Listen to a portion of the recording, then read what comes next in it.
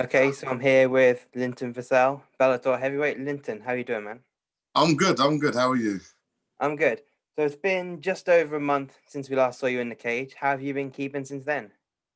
Been good. Back to training, back to normal schedule, healthy, and just good to go. So waiting for Bellator to pretty much get back to me and let me know what's next. Good, good. So the last fight last month, pretty dominant victory, second round, ground and pound. Tell me about that fight from your perspective. So for me, the game plan was, start off on the feet, beat him up on the feet, and eventually it'll go down, whether I take him down, drop him, or vice versa.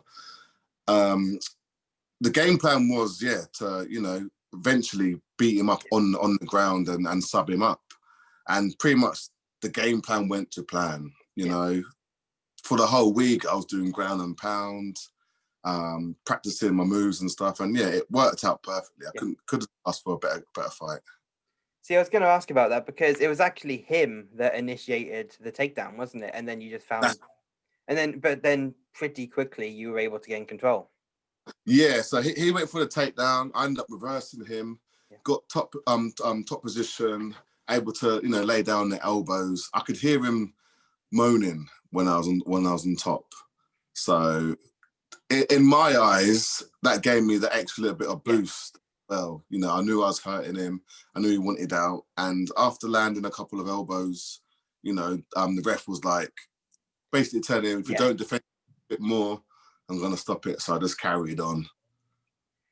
Something's going well when you can hear him moaning on the ground, I guess. Yeah. I think it was the second time he went for the takedown. I reversed and he just shouted, "Ah!" So yeah, I knew it was time to him off. Talk me through that fight week a little bit on the whole, because it was obviously very different being that we're in the middle of the pandemic. How was the Bellator fight week affected basically by that? So it's totally different compared to what I'm usually, used to. So the day we get there, we get quarantined straight away. We stay in our rooms for 2 days and then we get tested. Sorry, we go in our room the first day we get there. We get tested, then we have to stay in our rooms until the following day once we get our results back. And then once we've got our results back, we can go and train, go and get food, but then we have to head straight back to our rooms. So I wouldn't say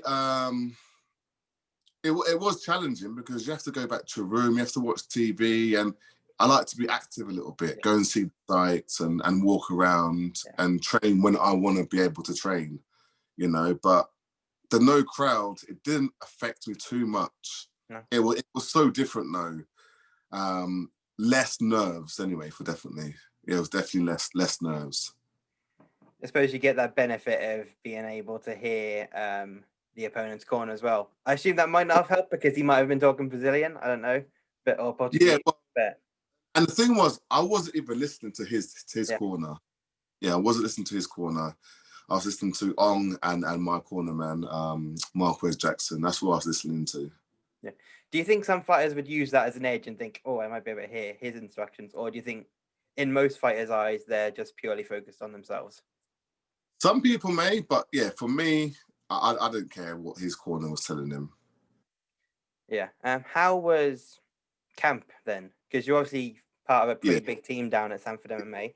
I know you're obviously in Florida. It's a pretty open state, but how were you able to build a camp and get in fight shape in a time when you're limited? Yeah, since the pandemic happened, we closed for about a month. And yeah, since, April, we've been open. So I was always able to train, and stay ready for a phone call. So it didn't affect us in that way. So I had my training partners already, had the coaches there. So my training camp had been pretty much about 8 months. I'm just waiting for a call. And as soon as I got the call and signed the contract, I just, stepped it up. Yeah. Was there a specific moment, because obviously you've had a couple fights at heavyweight now, was there a specific moment when you were fighting at light heavyweight when you thought about, like, I should move up now? Yeah. Definitely after I lost to Bader, I was thinking, I think, maybe I might have to go to heavyweight. But then I had one more fight at light heavyweight. And after that fight, I was like, it's time to leave light heavyweight behind me. Because obviously you're a very big light heavyweight, aren't you? Yeah, I used to cut a good 25 to 30 pounds. So, it definitely got taxing on my body. Yeah. Obviously, another big light heavyweight going up to heavyweight soon, John Jones. How do you think he's going to do? Speaking from your experience. You know what? I think he'll do well. I think he will do well at heavyweight because he's a big guy. Yeah. So, and I think John's smart enough to probably have done, heavyweight a few times in the gym, put the size on, especially while he's been suspended for so long. It definitely, I think, tested the waters and see how he would handle that heavyweight. Yeah. I think he'll do well. You mentioned him a minute ago, Ryan Bader, obviously the champion at heavyweight. With your last win, you've put yourself right in contention. So what do you think you would do differently if you were to fight him again? Without giving too much away, of course. Yeah, too much away. Well, I definitely won't be trying to take him down. Yeah. I feel like that was a bit stupid, but you live and learn, and I've definitely learned my lesson. So that's one thing I'll definitely be doing different. What did you gain from that experience of being in the cage with him and now seeing him at heavyweight? Even though he beat you, do you think you have an edge over some of the other heavyweights? Yeah, and I feel like it has shown. My light heavyweight career is different to my heavyweight career. Like I was cutting weight. Yeah, again, I beat some of the top guys, and I lost obviously to some of the top guys. But I feel like without cutting that weight, I can actually concentrate on my skill level and staying healthy and, just getting better rather than, it's fight camp, let me run. You end up overtraining, And I feel like 2 finishes in my last two heavyweight fights, and I finished 2 top guys, you know what I mean? So I definitely think it showed. So I think you said you think you're about 1 fight away. So who do you want next? Yeah. What kind of opponent are you looking at next? So I'm looking at Valentin Modowski. Yep. That's the fight I feel like needs to happen again. We fought once a couple of years ago. He won. I definitely think the rematch is needed. And then I feel like a title fight is next. Talk to me about the experience of training at such a world-class team as Sanford MMA, because obviously you've got so many guys, so many world-class guys, UFC guys, Bellator guys. How intense is that experience on the mats there?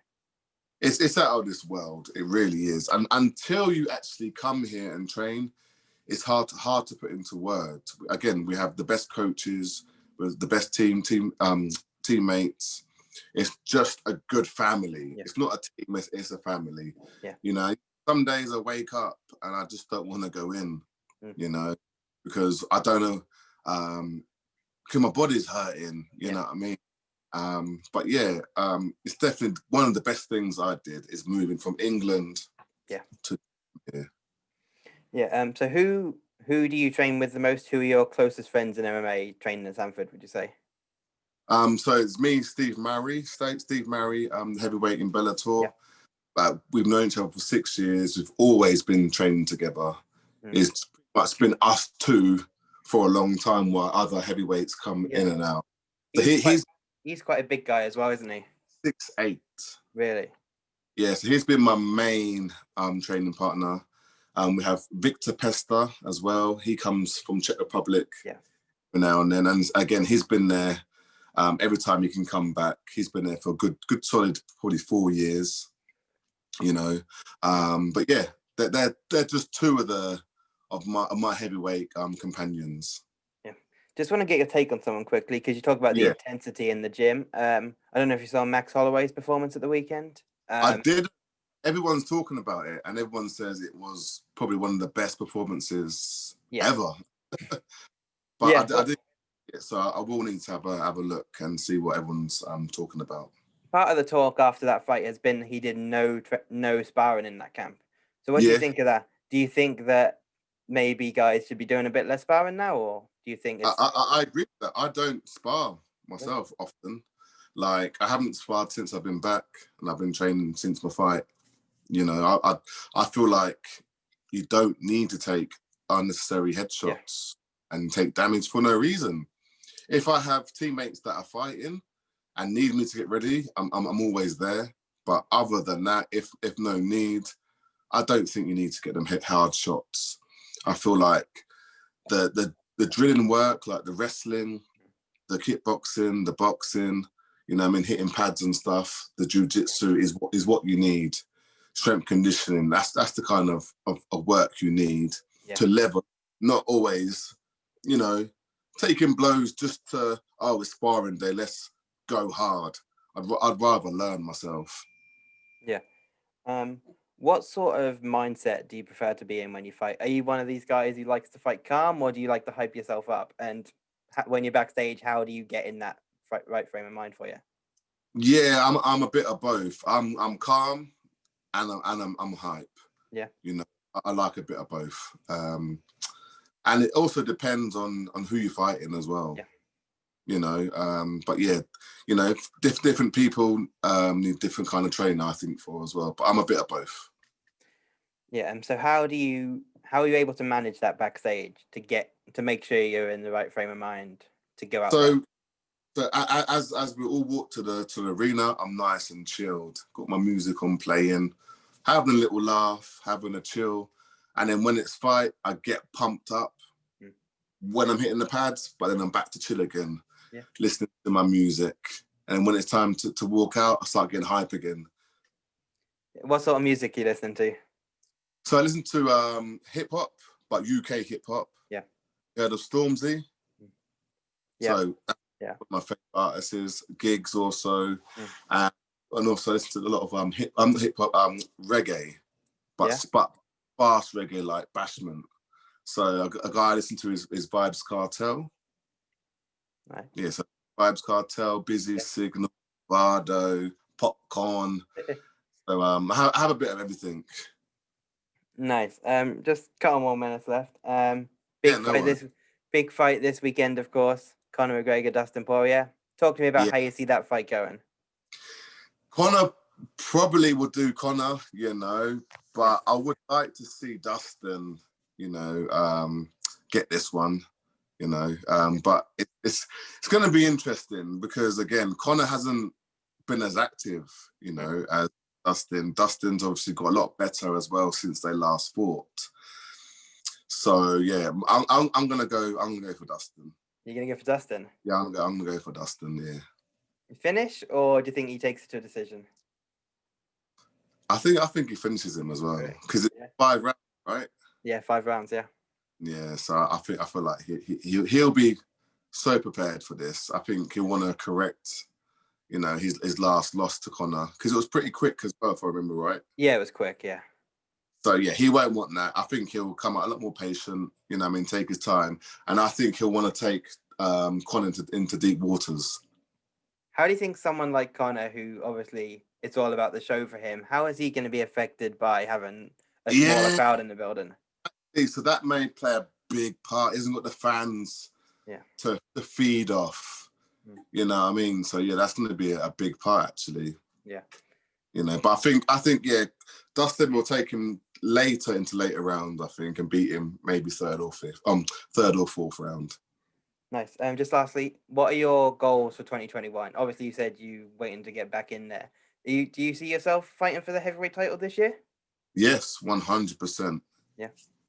Pardon me, sorry. If not next, then pardon me, keep burping, sorry. If not next, then at least 2 fights away, I think. Yeah. I really do. This year, I'm becoming world champion. Yeah, and once we're allowed fans back, we'd love to see you fight here in the UK as well. I can't wait. I can't wait. Love to have you back because it's been a little while. It really has. Yeah. So thanks for joining me here today. Any shout out you want to give, or where can anyone watching this follow you and find out what you're doing? So yeah, follow me on Instagram. That's LDV_the_swarm. And just shout out to every single one of you out there. The love is real. Respect, guys. Awesome, man. Thanks so much. Yeah. Thank Good luck, man. Appreciate it. Cheers, mate.